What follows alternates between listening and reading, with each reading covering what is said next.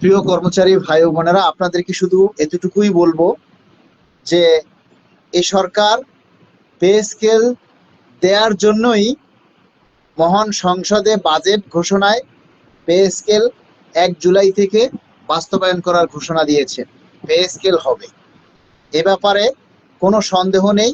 আপনারা নিশ্চিন্তে আপনারা থাকতে পারেন। তবে আমরা যতটুকু জানি যে অতি অল্প সময়ের মধ্যেই পে স্কেলের প্রজ্ঞাপন হবে।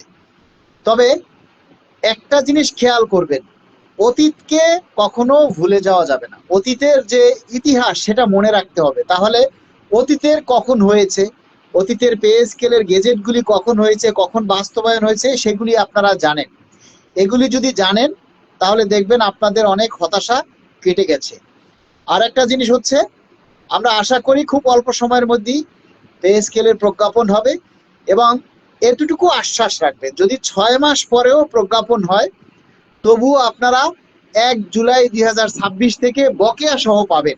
এ ব্যাপারে পুরো কনফার্ম। এখন বিষয় হচ্ছে, আমরা সরকারের কাছে দাবি জানাই অতি অল্প সময়ের মধ্যে আমাদের পে স্কেলের প্রজ্ঞাপন জারি করুন। মাননীয় প্রধানমন্ত্রীর কাছে আমরা করজোর অনুরোধ করছি যে ভাই, যে আমরা মাননীয় প্রধানমন্ত্রীকে আমরা বারবার অনুরোধ করছি যে আমরা 11টা বছর ধুকে ধুকে জীবনযাপন করছি। দ্রব্যমূল্যের ঊর্ধ্বগতির সাথে আমরা আসলে আর তাল মিলিয়ে চলতে পারতেছি না। তাই আমাদের এখন এই পে স্কেলটা দ্রুত বাস্তবে রূপ নেওয়া দরকার। এবং আমরা যারা আছি, আপনারা সবাই এ দাবিটা তুলে ধরুন। আমরা যে সবাই দাবিটা করছি যে আমরা অল্প সময়ের মধ্যে গেজেট চাই, আগস্টের মধ্যে গেজেট চাই বা সেপ্টেম্বরের মধ্যে আমরা গেজেট চাই, চাইটা কতজনে? আমরা কতজনে চাই বলেন তো? আমাদের চাওয়ার সংখ্যাটা কত, কিন্তু খাওয়ার সংখ্যা কত? পে স্কেলের সুবিধাটা ভোগ করার সংখ্যা কত?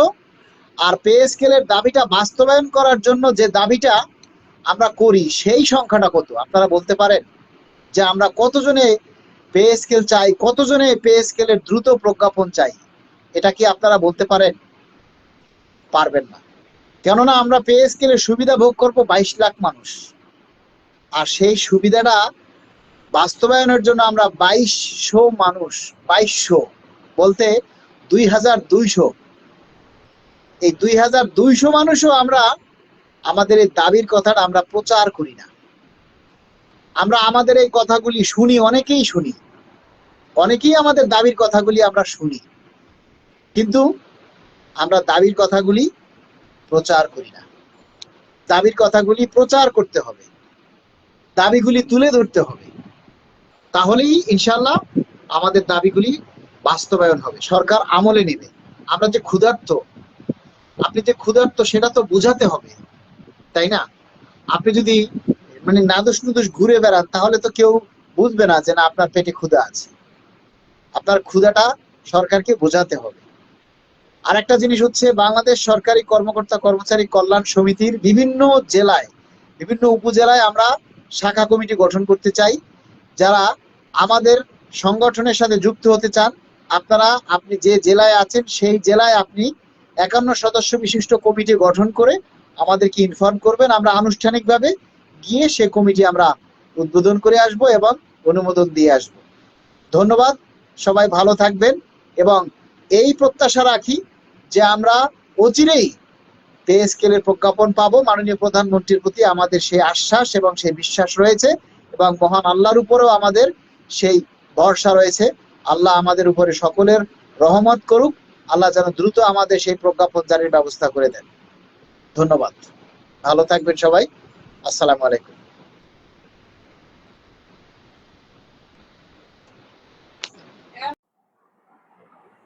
2015 সালের পরে গেজেট হয়েছে, আওয়ামী লীগ সরকার পে স্কেল একবারে বন্ধ করে দিছে। আর স্কেল হবে না। তো যেখানে এই সরকার এসে আপনার বন্ধ থাকা জিনিসটা চালু হচ্ছে, এটাই অনেক, আমার কাছে এটাই অনেক।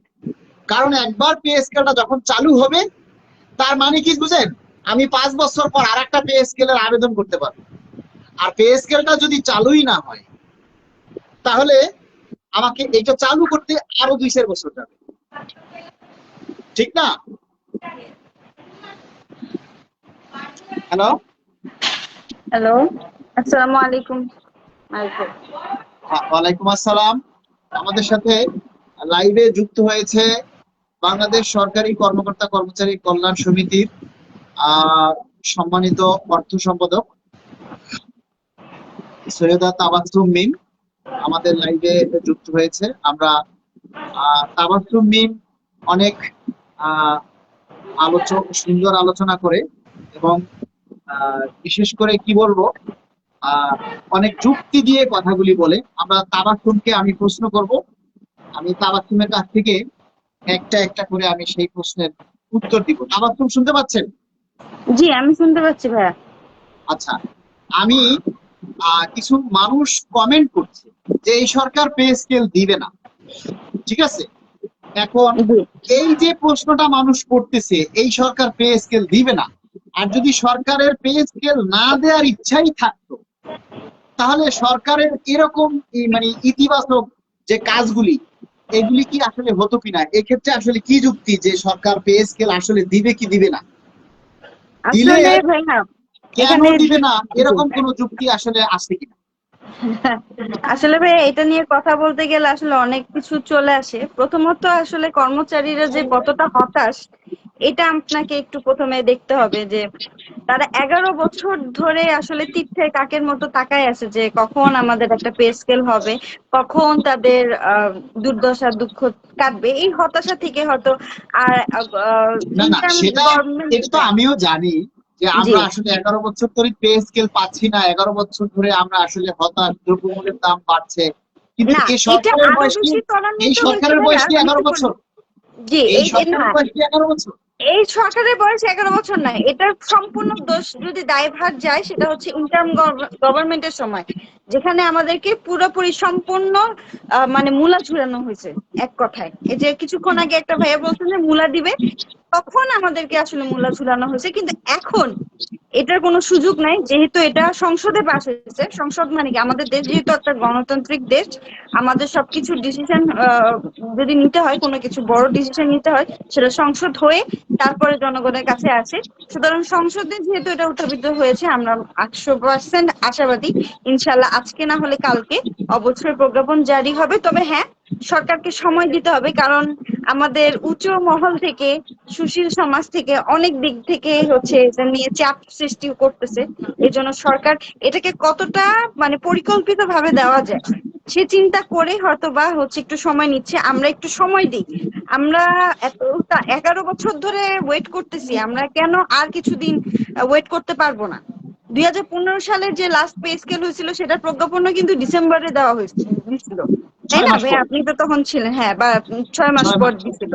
তো সুতরাং এত বছর যেহেতু আমরা ওয়েট করছি, আমরা কেন আর 2-3 মাস ওয়েট করতে পারবো না? আমরা দেখি, তারপরে তো অবশ্যই একটা সিদ্ধান্তে আমরা আসবো, তাই না? আমরা তো আছি এই কর্মচারীদের জন্য। না না, কিন্তু আর একটা জি, জিনিস আমি বলি, এই যে ওই প্রশ্নটা যে মানে সরকারি পে স্কেল দিবে না, যদি সরকারের এরকম চিন্তা থাকতো যে পে স্কেল এবছর দিবে না, তাহলে তাহলে তো তো সংসদে সরকার উত্থাপিত হতোই না। তাহলে তো সরকারের ঘোষণাটা যেন তেন ভাবে যে কোনো একটা প্রোগ্রামে, যে কোনো একটা সম্মেলনে, যে কোনো একটা সভায় বা সচিবালয়ের বারান্দায় বসে এই ঘোষণাটা দিতে পারে।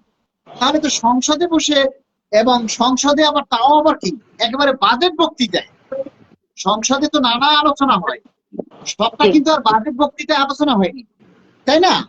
একবারে সংসদে যে আলোচনাটা হয়েছে, তাহলে আচ্ছা, লাইনটা কেটে গেছে নাকি? সংসদের বাজেট আর আলোচনায় এই প্রস্তাবটা দেওয়া হয়েছে, এই পে স্কেলের ঘোষণা করা হয়েছে।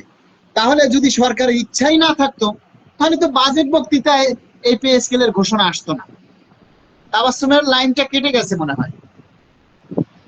তো যাই হোক, আমরা এটা বুঝি, এটা জানি যে আমরা 11 বছর হতাশ, 11 বছর আমরা পে স্কেল পাইনি, 11 বছর ধরে আমরা অপেক্ষায় আছি, ঠিক আছে? এটা আমরা বুঝি, কিন্তু বুঝলে কি করার আছে বলেন? কারো মাথায় তো বাড়ি দেয়া যাবে না, বাড়ি দেয়া যাবে। আর সবচাইতে বড় সমস্যা যেটা, সেটা হচ্ছে আমাদের কর্মচারীদের মধ্যে ঐক্য নেই, যে আমরা একেবারে জোর দাবি করে একদিনের মধ্যে বা এক সপ্তাহের মধ্যে বা এক মাসের মধ্যে আমরা দাবিটা আদায় করে ফেলবো, বাস্তবায়ন করে ফেলবো, সেই সক্ষমতাটা কি আসলে আমাদের আছে? আপনারা যারা লাইভে আছেন, এখন প্রায় 650 মানুষ আপনারা লাইভে আছেন।